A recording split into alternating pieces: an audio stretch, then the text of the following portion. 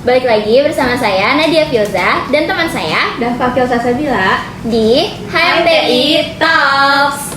Nah, kali ini kita kedatangan dua gestar spesial kita nih. Betul ya, di sini ada Bang Guntur sama Bang Yehezkiel. Boleh deh dari Bang Guntur sama Bang Yehezkiel kenalan dulu ke teman-teman. Ya teman-teman semua, kenalin saya Yehezkiel Pebetnego di sini selaku ketua HMTI periode 2025-2026. Salam kenal semua. Ya teman-teman, izin perkenalkan diri. Perkenalkan nama saya Guntur Samboga. Di sini saya sebagai selaku ketua pelaksana POM TI 25. Salam kenal semua. Nah, di HMTI Talks kali ini kita bakal bahas seputar kabinet dari 2025 dan 2026 dan proker-proker yang bakal dibawain dari kabinet ini. Oke, kan di sini udah ngeliat ya ada nama Mandala Cita nih, dan kita udah kedatangan ketua HMTI-nya langsung. Boleh deh kita tanya kayak kabinet Mandala Cita itu apa sih Bang, dan makna dari nama Mandala Cita itu apa? Oke, jadi Mandala Cita itu sendiri itu menjadi nama sebagai simbol harapan dalam periode kepengurusan di tahun ini. Nah, buat Mandala Cita itu sendiri kan terdiri dari dua kata. Yang pertama ada mandala dan kata kedua ada cita. Mandala itu sendiri menggambarkan lingkaran sebagai simbol persatuan yang kuat, di mana HMTI ini sebagai himpunan ataupun persekutuan mahasiswa teknik industri itu dapat menjadi suatu lingkaran ataupun persekutuan yang kuat. Nah, harapannya dari terjalinnya hubungan yang baik dari internal antar pengurusnya ataupun pengurus dengan anggotanya, itu bisa mewujudkan harapan baik. Nah, di mana harapan itu disimbolkan dengan kata cita. Cita ini menggambarkan keinginan yang kuat ataupun harapan yang bisa terwujud dengan kita menjadi satu persatuan yang kuat. Nah, di mana Mandala Cita ini menyimbolkan bahwasannya HMTI kali ini itu dapat bersatu dengan baik, bersinergi antara internal pengurus ataupun pengurus dengan anggotanya untuk mewujudkan harapan yang baik, keinginan yang baik yang dapat berdampak nyata bagi mahasiswa sekitar dan juga mahasiswa Untirta. Oke, Nah, untuk visinya sendiri, visi apa aja sih Bang yang dibawain sama kabinet Mandala Cita ini selama satu periode ke depannya? Oke, jadi visi itu sendiri ini visi dari HMTI yang sekarang itu yang adalah mewujudkan HMTI Untirta sebagai organisasi yang terarah, efisien dan efektif, menciptakan lingkungan yang inklusif dan kolaboratif, serta menghasilkan dampak nyata melalui implementasi tridharma perguruan tinggi.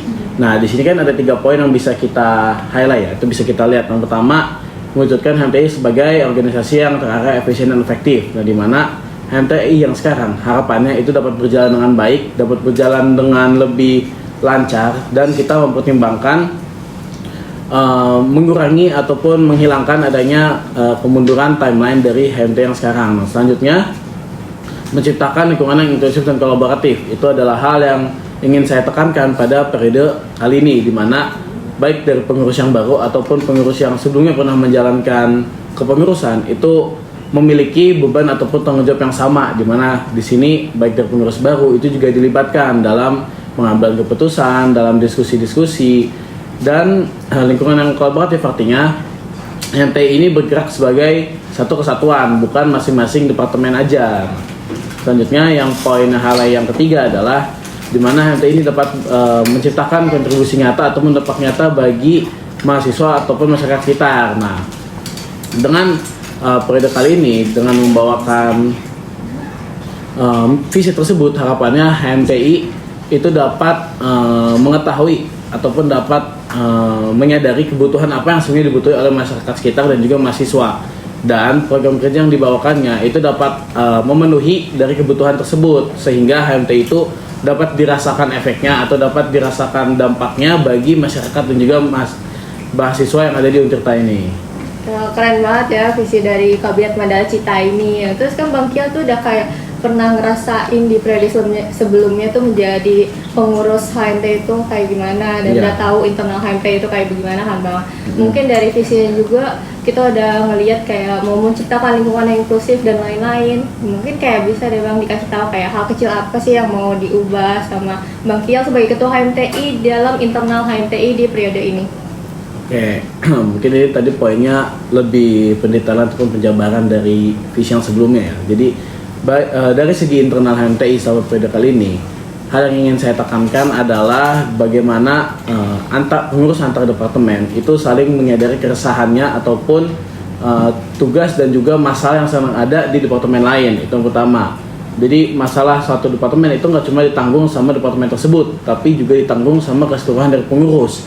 Dan dalam proses keberjalanannya, baik dari pengurus yang baru ataupun pengurus yang sebelumnya pernah menjalankan kepengurusan, itu memiliki peran yang sama dan juga memiliki bagaimana rasa tanggung jawabnya itu adalah hal yang sama. Jadi baik dari pengurus baru itu selalu dilibatkan dalam proses pengambilan keputusan, proses diskusi. Jadi pengurus yang baru itu dapat mempelajari hal yang sama dengan apa yang didapatkan dari pengurus yang sebelumnya pernah menjalankan. Ya, inklusif juga berarti dalam kepengurusan ini kita juga melibatkan baik dari antar pengurus lain ataupun anggota HMTI yang tidak ikut dalam kepengurusan. Jadi nggak ada gap antara pengurus HMTI yang dan juga anggota HMTI ataupun KBM.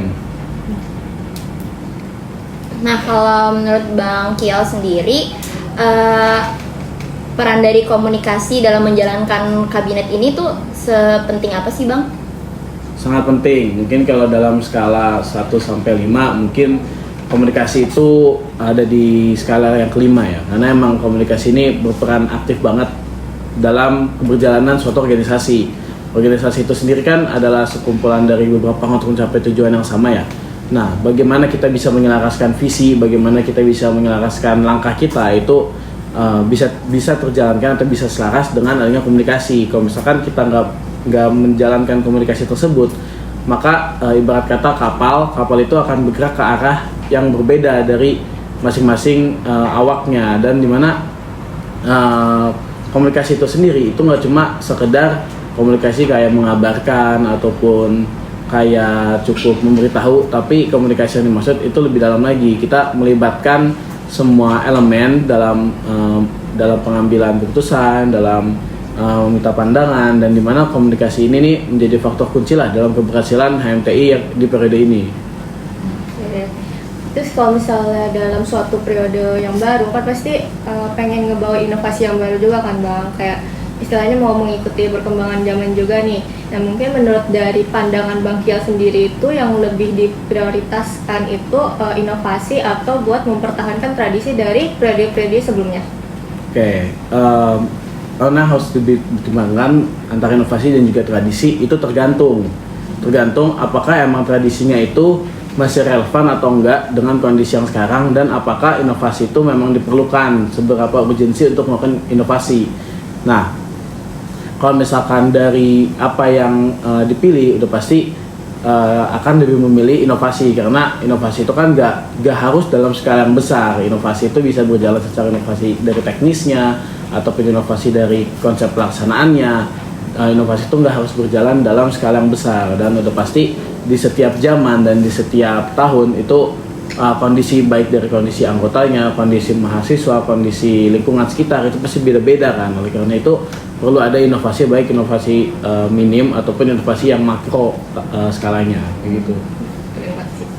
Nah, kalau ngomongin inovasi nih Bang, emang inovasi apa sih yang bakal dibawain dari Kabinet Mandala Cita ini yang membedakan dari kabinet-kabinet sebelumnya?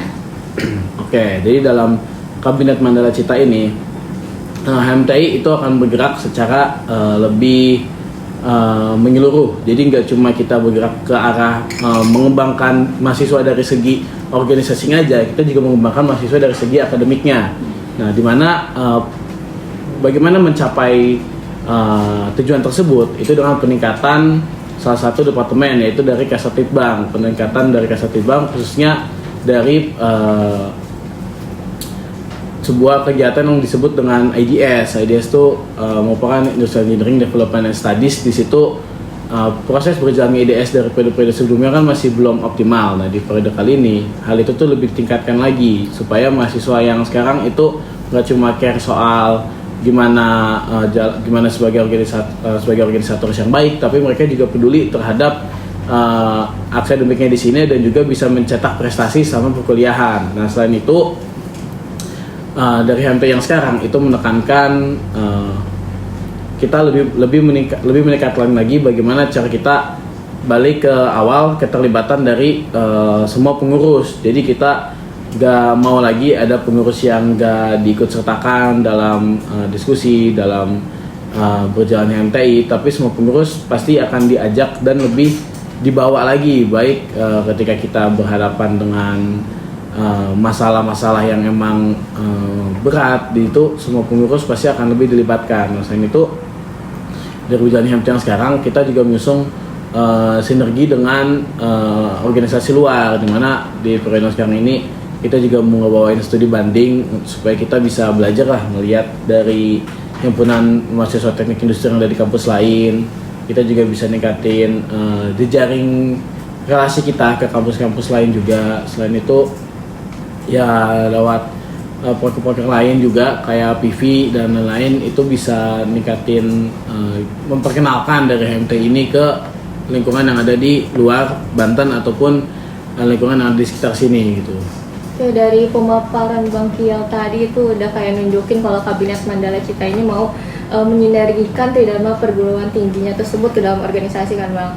Mungkin kayak boleh langsung aja kayak ke harapan Bang Kiel ke kinerja Kabinet Mandala Cita ini.